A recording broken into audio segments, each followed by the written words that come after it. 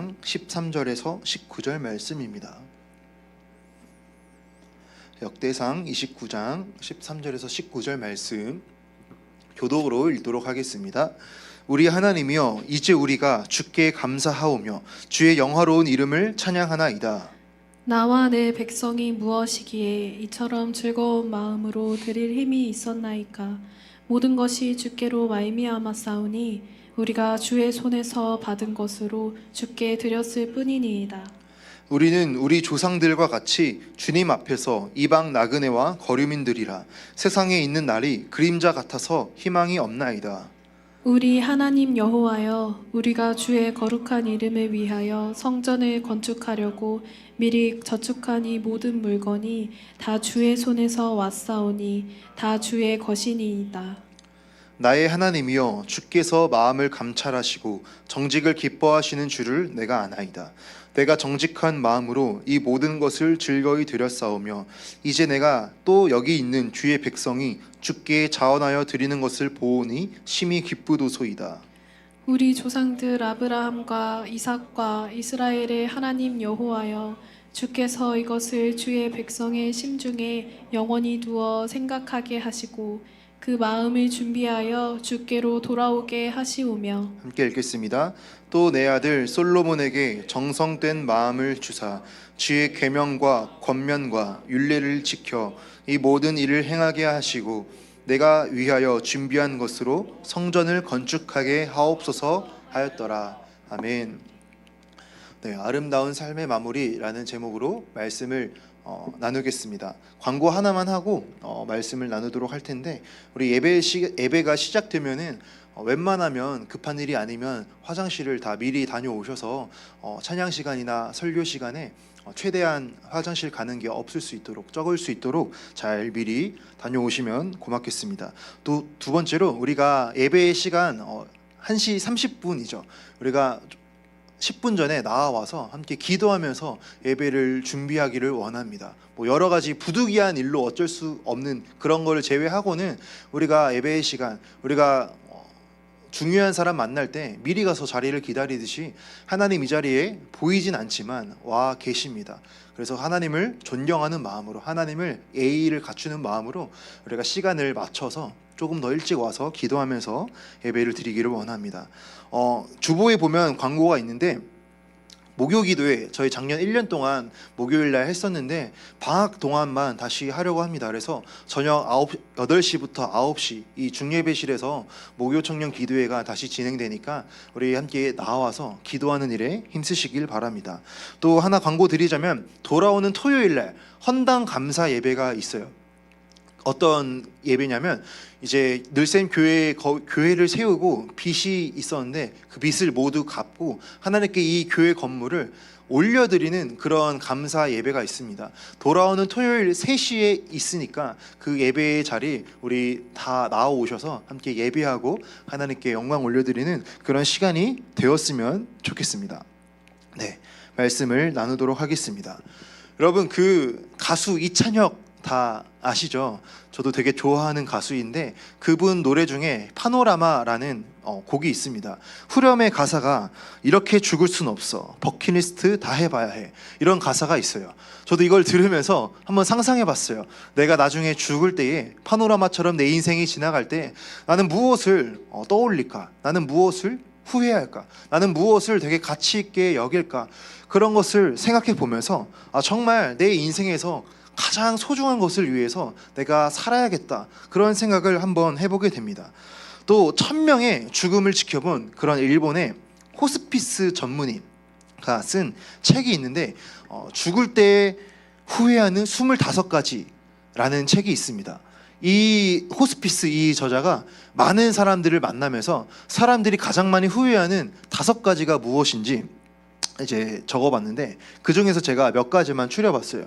첫 번째로는 사랑하는 사람에게 고맙다는 말을 많이 했더라면, 두 번째, 진짜 하고 싶은 일을 했더라면, 세 번째, 꿈을 꾸고 그 꿈을 이루려고 노력했더라면, 또 삶과 죽음의 의미를 진지하게 생각했더라면, 네, 다섯 번째, 친절을 베풀었더라면.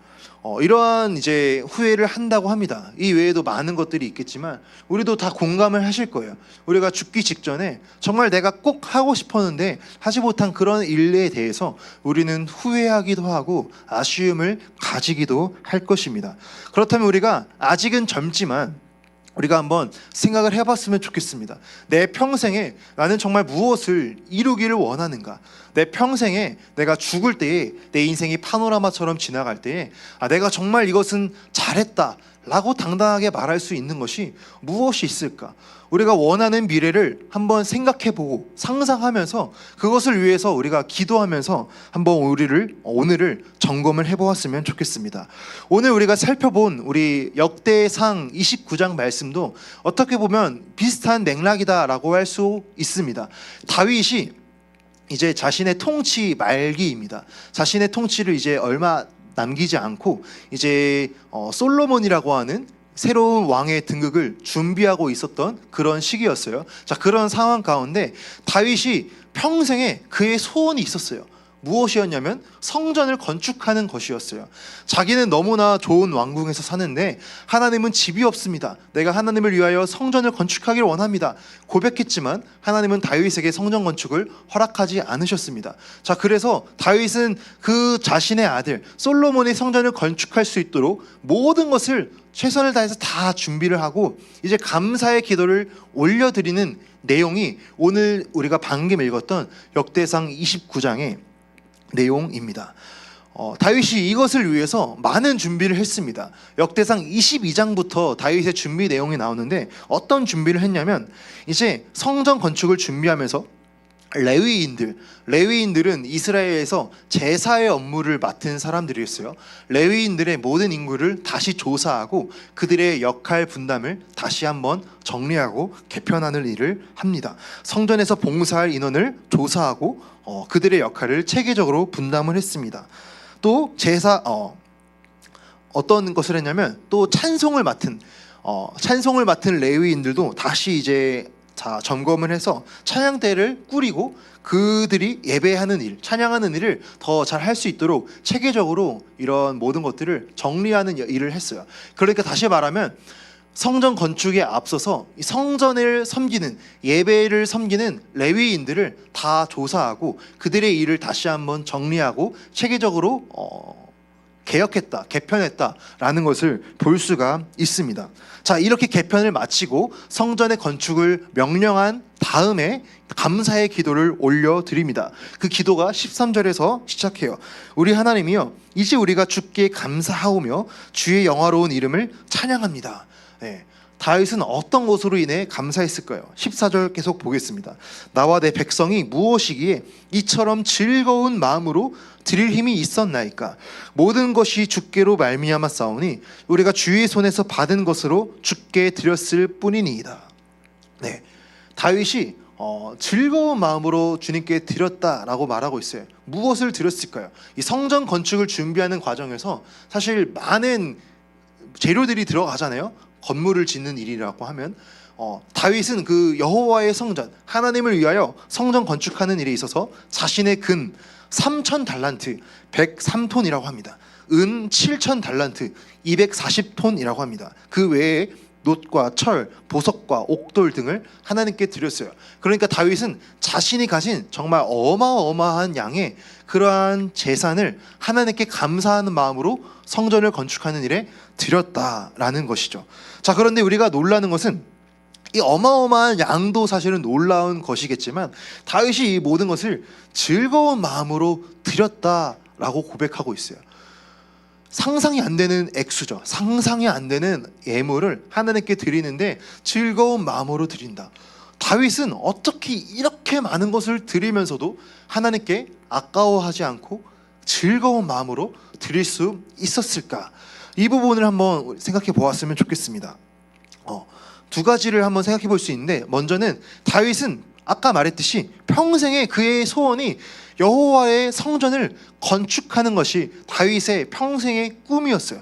그가 사랑하는 하나님 앞에 정말 나의 가진 모든 것을 다 드려서라도 하나님을 위하여 내가 이것만큼을 드리기를 원합니다 라고 하는 꿈이 성전 건축이었던 것이죠. 그래서 이 모든 것을 즐거운 마음으로 드릴 수 있었다라는 것입니다. 성경에 여러분 그 재물이 있는 곳에 마음이 있다라고 예수님 말씀하셨어요. 그러니까 우리가 가치가 있다고, 내가 소중하다고, 내가 이것을 사랑하는 만큼 우리는 그것에 시간도 쓰고 돈도 쓰고 우리의 가진 것을 드리기 마련이다라는 거죠. 그만큼 다윗의 마음의 중심에는 하나님을 사랑하는 그 중심이 세워져 있었다라는 것을 알 수 있고, 또 두 번째로 다윗은 하나님 앞에 청지기 정신을 가지고 있었어요. 14전 후반부에 보면은 모든 것이 주께로 말미암았다라고 고백하고 있습니다. 그러니까 다윗이 왕으로서, 왕이니까 많은 것을 가질 수 있었겠죠. 자기가 이 모든 것을 가지고 누릴 수 있는, 소유할 수 있는 그 모든 것이 주님께로부터 말미암았다, 하나님의 은혜로 말미암은 것이다 라고 고백하고 있습니다. 여러분, 우리가 청지기 자주 나눴죠. 청지기는 집사의 개념입니다. 주인의 재산을 대신 관리하는 대리 통치자의 개념이에요. 성경은 청지기를 우리의 삶에 비유하고 있어요. 우리의 삶 자체가 하나님께 받은 대리 통치자다 라고 말해주고 있어요. 그래서 우리가 주인이 아니라 우리는 하나님께 받은 것이고, 하나님께 받은 것을 잘 관리하고 경영해서 하나님께 다시 돌려드리는 그러한 삶이 우리의 삶이다라고 성경은 가르치고 있습니다. 다윗은 철저한 이런 청지기 의식으로 자신이 가진 것을 하나님께 아낌없이 드릴 수 있었다라는 것이죠. 여러분, 우리에게도 이러한 청지기 의식이 필요할 줄로 믿습니다. 이러한 청지기의 마음이 우리 안에 회복되어야 합니다. 회복될 때에 정말 우리가 주님을 위하여 살아갈 수 있고, 또 주님께서 그 과정 가운데 주님께서 주시는 기쁨을 누리면서 살아갈 수가 있다라는 것이죠. 우리는 우리가 가진 많은 것들을 나의 노력과 나의 힘으로, 그저 운으로, 내가 잘해서 얻은 것이라고 생각할 때가 있습니다. 하지만 우리는 다시 한번 이 말씀을 보면서 나에게 주신 건강과 재능과 달란트와 강점과 나의 어떤 환경들, 이런 모든 것들이 하나님의 은혜로 말미암음을 고백하고 그분 앞에 다시 돌려드리고자 하는 그런 마음의 소원과 마음의 중심이, 하나님과의 관계가 우리 안에 회복되어야 될 줄로 믿습니다. 15절 말씀 보겠습니다. 우리는 우리 조상들과 같이 주님 앞에서 이방 나그네와 거류민들이라, 세상에 있는 날이 그림자 같아서 희망이 없나이다. 다윗이 자기 스스로를 하나님 앞에 이방 나그네와 거류민이라고 고백하고 있어요. 나그네와 거류민, 피난민이라고 생각하면 됩니다. 피난민, 머무를 거처가 없이 그저 계속해서 이동하는 그런 거류민이라고 스스로 고백하고 있어요. 자, 그런데 다윗은 10년을 넘게 그런 피난민 생활을 했기 때문에 이런 고백을 할 수 있는 거 아니야? 라고 생각할 수 있지만, 아까 우리가 말했듯이 다윗이 이 고백을 했던 시기는 다윗이 이미 이스라엘의 왕이 된 지 수십 년이 지난 시기였어요.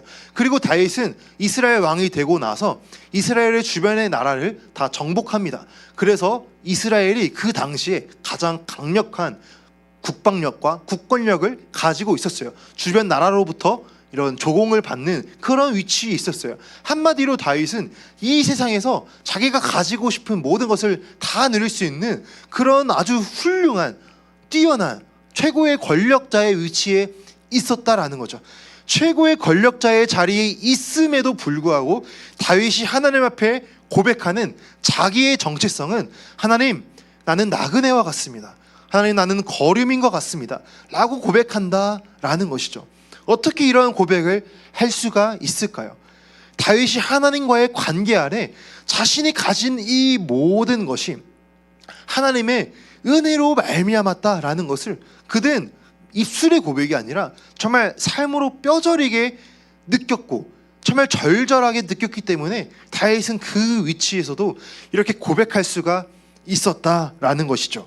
우리가 잘 알듯 사도 바울이 나의 나 된 것은 하나님의 은혜다라고 고백한 그 고백이 다윗에게도 있었고 오늘 이 시대를 살아가는 우리에게도 있어야 될 줄로 믿습니다. 우리의 삶이 잘 될 때든 또는 좀 잘 안 풀릴 때든 행복할 때든 좀 고난이 있을 때든 모든 순간이 사실은 하나님과의 관계 안에서 우리는 그것을 해석해야 되고 하나님과의 관계 안에서 바라보아야 돼요.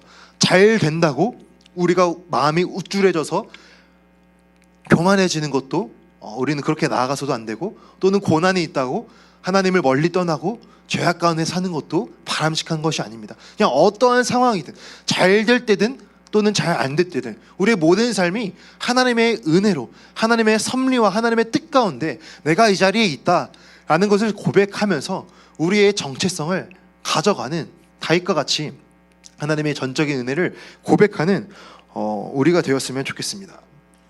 계속해서 여러분, 다윗은 이렇게 겸손할 수 있었는데, 다윗이 이렇게 겸손할 수 있었던 것은 자기가 받은 은혜를 그가 스스로 깨달았기 때문에, 알았기 때문에 겸손할 수 있었다라는 것이죠. 그래서 다시 말하면 겸손은 은혜에 대한 자각이다라고 할 수 있어요. 하나님께서 내게 베풀어 주신 은혜를 우리가 진정으로 알고 깨달을 때 우리는 그 앞에 진짜 정말로 겸손할 수 있다라는 거죠. 사실 우리가 겸손을 말할 때 이제 하나님을 믿지 않는 이 일반적인 세상 관계 안에서도 겸손의 태도를 되게 미덕으로 여기잖아요. 왜냐하면 인간관계 안에서 누군가 겸손하지 않고 자만하고 교만하면 본성적으로 거스르게 되어 있고, 겸손이라는 것이 그냥 우리 관계 안에서 되게 미덕이잖아요, 그 자체로. 그래서 우리가 겸손해야 된다라고 말하는 것도 있겠지만, 우리가 더 넘어가서 우리는 하나님과의 관계 안에서의 겸손의 의미를 우리가 생각할 수 있다라는 거죠.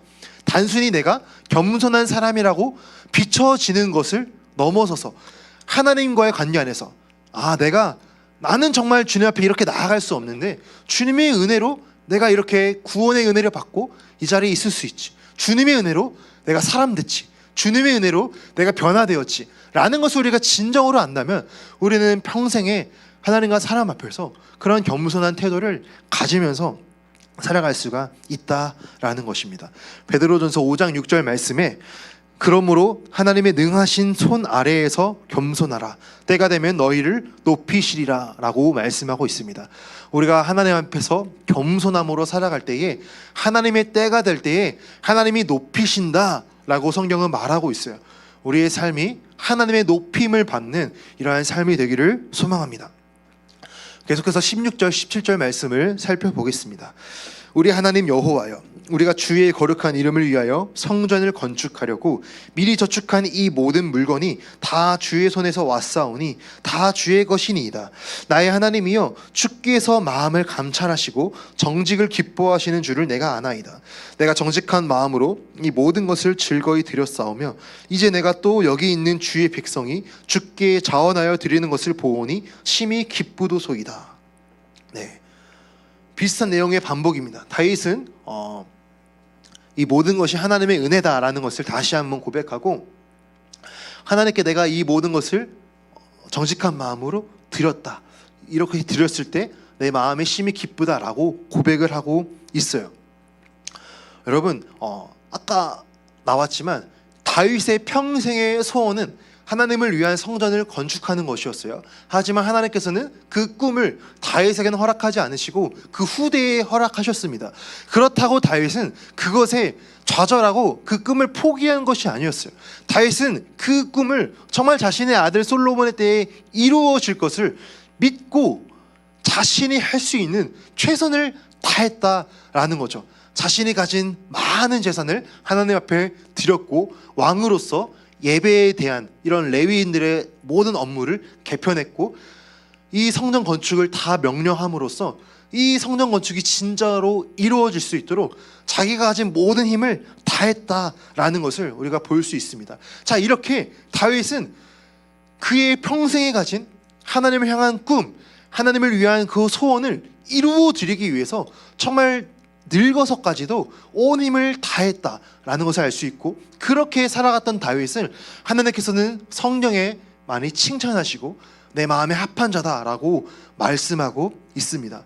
여러분, 우리가 이러한 다윗을 본받아야 될 줄로 믿습니다. 우리의 마음 가운데에 아까 우리가 처음 나눴던 것처럼 내가 죽기 전에 정말 내가 이것은 한번 해봤어야 되는데, 내가 죽기 전에 내가 한번 이것을 도전해 봤어야 되는데, 내가 한번 이렇게 살아봤어야 되는데, 내가 한번 이것을 하나님을 위해서 드려봤어야 하는데 라는 그러한 어떠한 꿈이 있으신가요?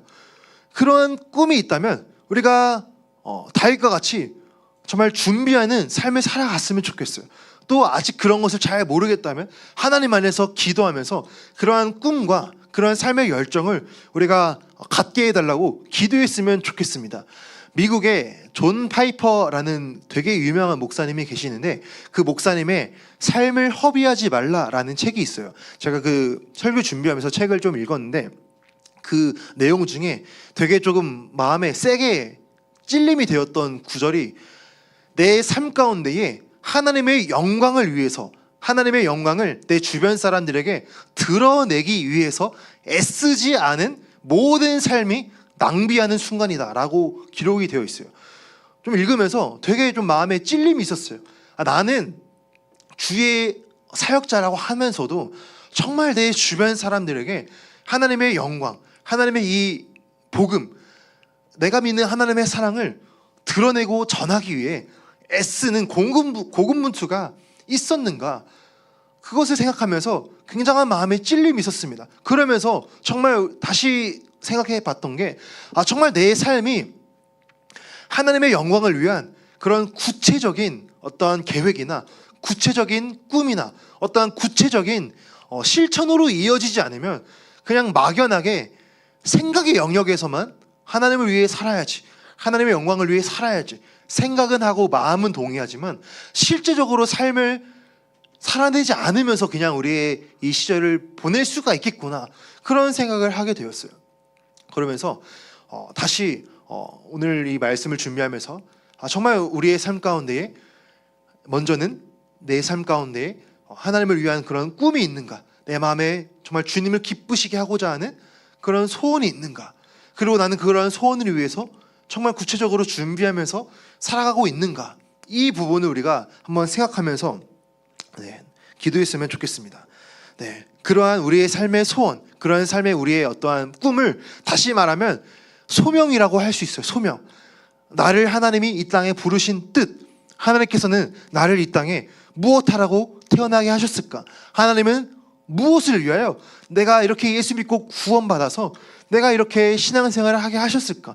하나님은 무엇을 위하여 나를 불러주셨을까? 라는 것을 우리는 기도하면서 고민하면서 꿈을 꾸는 그러한 과정이 우리에게 있기를 원합니다.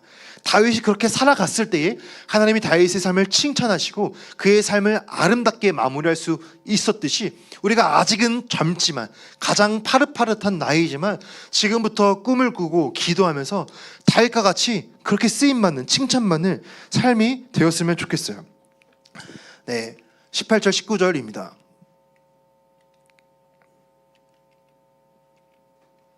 18절, 우리 조상들 아브라함과 이삭과 이스라엘의 하나님이여, 주께서 이것을 주의 백성의 심중에 영원히 두어 생각하게 하시고 그 마음을 준비하여 주께로 돌아오게 하시오며.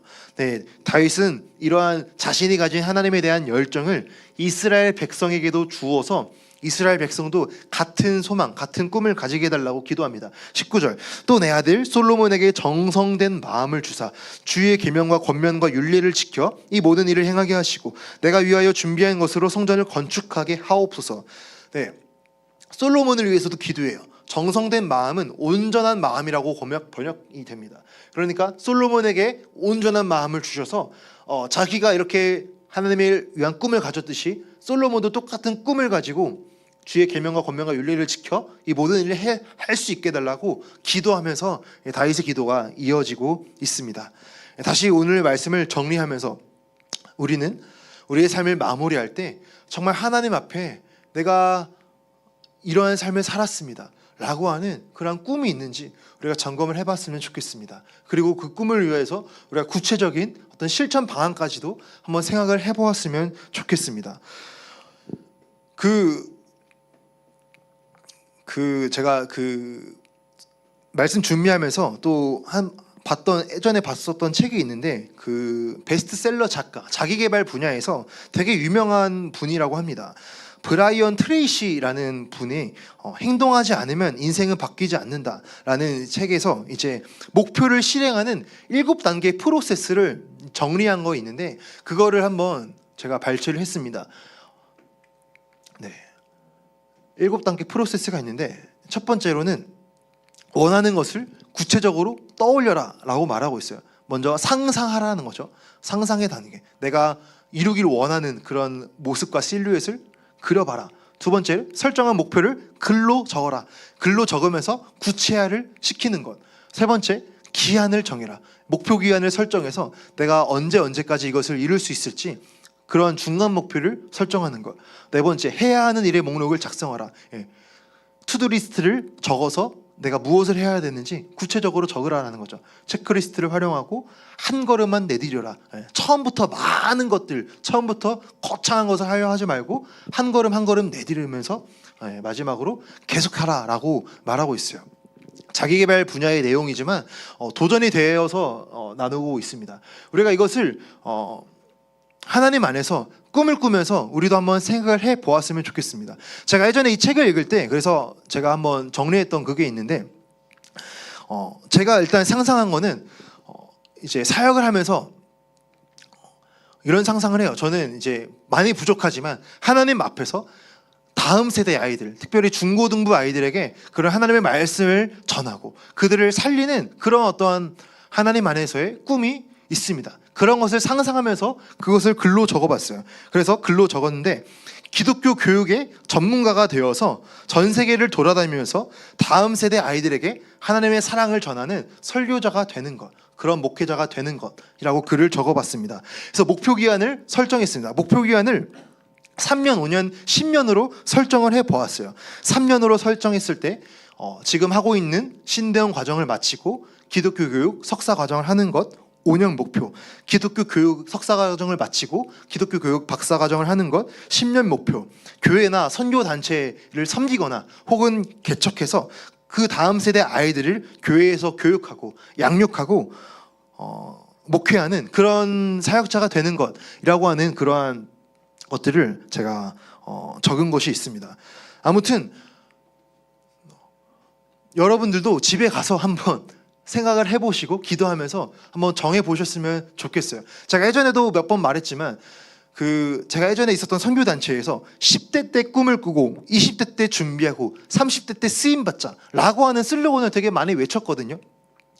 우리도 한번 이렇게 바꿔서 외치면 좋을 것 같아요.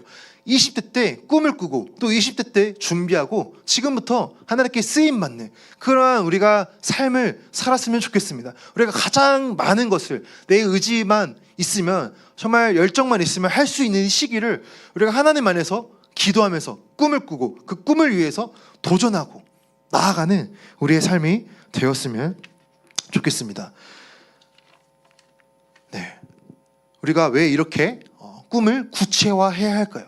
우리의 삶은 사실 우리의 어떤 연약함과 우리의 게으름으로 인해 방해를 받기 쉽기 때문입니다. 또 한 가지는 우리가 하나님을 위하여 꿈을 가질 때 사단이 그것을 계속 방해해요.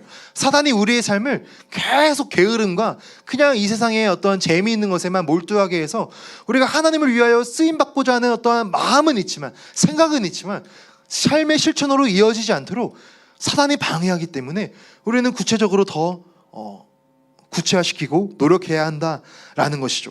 결국 우리의 삶의 열매로 나타나는 것까지 우리는 나아가야 한다라는 것입니다. 하나님께서는 우리 각 사람을 평가하실 때에 말로 평가하시는 것이 아니라 그 사람의 열매로 나무를 평가하신다. 열매로 평가하신다라고 말씀하셨어요. 나의 삶의 열매가 무엇인가? 내가 나의 삶을 마무리했을 때, 내 삶의 노년기가 되었을 때, 달과 같이 인생의 말년에 내 인생의 파노라마처럼 지나갈 때 나의 삶의 열매가 무엇인가? 이것을 고민하면서 기도했으면 좋겠어요. 마태복음 말씀에 19절 20절만 읽겠습니다. 아름다운 열매를 맺지 아니하는 나무마다 찍혀 불에 던져지느니라. 이러므로 그들의 열매로 그들을 알리라. 열매로 하나님 우리의 삶을 평가하십니다. 우리의 말이나 생각이나 관념이 아닙니다. 실제적으로 나타난 열매까지 나아가야 한다라는 것이죠. 여러분 결찬을 준비해 주시고 오늘 우리가 많은 말씀을 나누었는데 우리가 다시 한번 말씀을 정리하면서 하나님 안에서 한번 기도하면서 꿈을 꾸는